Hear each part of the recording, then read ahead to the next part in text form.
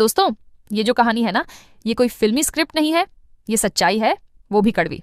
इसमें बताया गया है कि कैसे हमारे देश की लड़कियों को बहला फुसलाकर विदेशों में भेजा जाता है, कैसे उनके साथ खेल खेला जाता है। आज की नौजवान पीढ़ी को ये कहानी जरूर देखनी सुननी चाहिए। तो चलिए शुरू करते हैं। शुरुआत होती है एक लड़की से। नाम है फातिमा उर्फ शालिनी, जो जांच अफसरों के सामने डरी सहमी बैठी है। उसे अफगानिस्तान बॉर्डर के पास पकड़ा गया है। वहीं से वो अपनी जिंदगी की पूरी दास्तान अफसरों को सुनाती है। वो कहती है, मैंने आईएएस ज्वाइन कब किया, इससे पहले ये जानना जरूरी है कि मैंने ऐसा किया क्यों। फिर शुरू होती है उसकी पुरानी कहानी।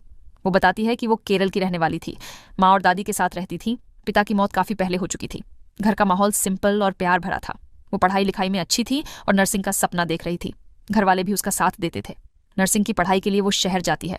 एक बड़े नर्सिंग कॉलेज में एडमिशन लेती है। वहां उसकी मुलाकात होती है 3 लड़कियों से, गीतांजलि, नेमा और आसिफा। शालिनी और गीतांजलि हिंदू थी, नेमा क्रिश्चियन थी और आसिफा मुस्लिम। चारों में दोस्ती जम जाती है, लेकिन किसी को भी अंदाजा नहीं था कि आसिफा के इरादे कुछ और ही हैं। एक दिन सब दोस्त बाहर घूम रहे थे, तभी एक अनजान आदमी उनकी फोटो खींचता है। दूसरी तरफ आसिफा कुछ अजीब लोगों के साथ मीटिंग कर रही होती है। ये वही गैंग था जो लड़कियों को बहला फुसलाकर विदेश भेजता था। आसिफा अपने घर पर सबको बुलाती है और खाना खिलाती है। खाने से पहले वो और नेमा दुआ मांगते हैं। शालिनी पूछती है, ये क्या कर रहे हो? आसिफा समझाने लगती है, हम खाना खाने से पहले अल्लाह को याद करते हैं। यहीं से ब्रेन वॉश की शुरुआत होती है। धीरे धीरे आसिफा उन्हें कहती है, तुम्हारे भगवान कुछ नहीं कर सकते, अल्लाह ही सही रास्ता दिखाते हैं। वो उन्हें कहती है कि बाकी धर्म फालतू हैं, सिर्फ एक ही सच्चा है। आसिफा का घर हॉस्टल के पास था, बाकी सबका घर दूर। तो वो सबको कहती है, मेरे घर में रह लो, बार बार आना जाना मत करो। लेकिन असल में वो घर एक जाल था जहां लड़कियों को फंसाया जाता था। वो अपने भाई रमीज और अब्दुल से भी मिलवाती है, जो नकली रिश्तेदार थे। वो भी वही बातें दोहराते, अल्लाह, धर्म, जन्नत। धीरे धीरे शालिनी और बाकी लड़कियों को ये सब अच्छा लगने लगता है, पर असल में ये सब ब्रेन वॉश था, जिसकी उन्हें भनक तक नहीं थी। अब कहानी में एक टाइम जंप होता है। शालिनी अब फातिमा बन चुकी थी, शादी भी हो गई थी, लेकिन रमीज से नहीं, किसी ईशाद नाम के शख्स से। दोनों अफगानिस्तान में थे और सीरिया जाने की फिराक में थे। जैसे ही वो अफगानिस्तान में घुसती है, चारों तरफ कटी हुई लाशें, सिर और हिंसा ही दिखती है।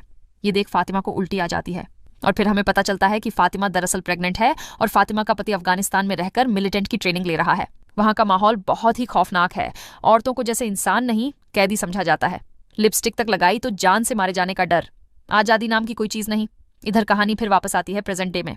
फातिमा अब बाकियों को अपने नए मजहब के बारे में सिखाने की कोशिश करती है, मगर आसिफा के जो बॉस लोग हैं वो गुस्से में हैं। कहते हैं, इतना टाइम हो गया, अभी तक ये तीनों पूरी तरह से कन्वर्ट क्यों नहीं हुई?